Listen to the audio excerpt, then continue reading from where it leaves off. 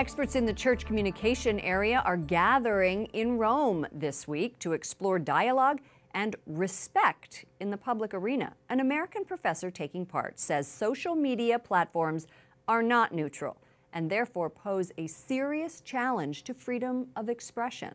The values that religious communities sustain and uphold are substantially different from the values of platform network providers such as Facebook and Google, and that those values cannot be summarized by glib phrases like the marketplace of ideas.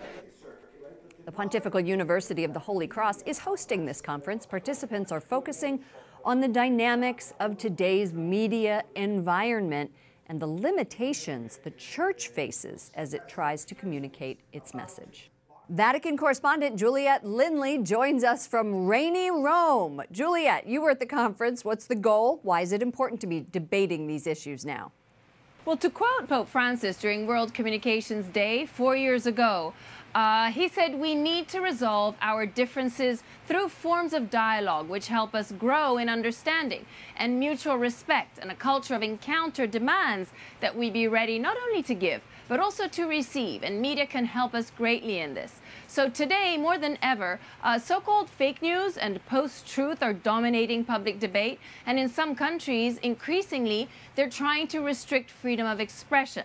And in some nations, the Christian message itself has been subject to limitations. Now, whether subtle censorship or open persecution, and it is time that we confronted these issues within a Catholic context. So the goal here is for communications officers working for religious organs to come away holding firm the values of free expression in the public sphere, and with the knowledge that it must transcend the threat of manipulation.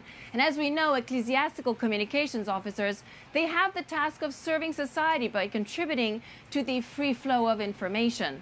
Even the Pope mentioned fake news in his latest apostolic exhortation. Our CEO and chairman, Michael Warsaw, is among the speakers. Have you talked to him about what his message is going to be? Indeed, Lauren. So Michael Warsaw is tackling the topic of religious information in a fake news society. And the key learning he wants participants to go away with when they leave Rome is a very, very straightforward one. And it's this: goodness, truth, and beauty will always triumph over fake news. If we focus on the essence of the gospel, then nothing can overturn it, even in the digital era. And that is something that we all need to hold strong in our hearts, isn't it? Live truth, live Catholic. That happens to be EWTN's motto. Tell us about the university hosting this conference. So the Pontifical Holy Cross University, back in 1996, established the School of Church Communications, and it was created to prepare communications professors for ecclesiastical professionals for ecclesiastical institutions. And they are the organizers of this event, and the university was the idea of Saint José María Escrivá, the founder of Opus Dei, and it was co-founded by Saint John Paul II and Blessed Álvaro del Portillo, the university's first chancellor.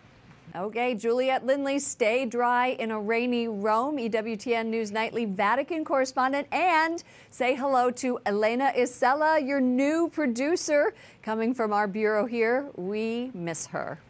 Absolutely, I will, Lauren. It's great to have her. Thank you.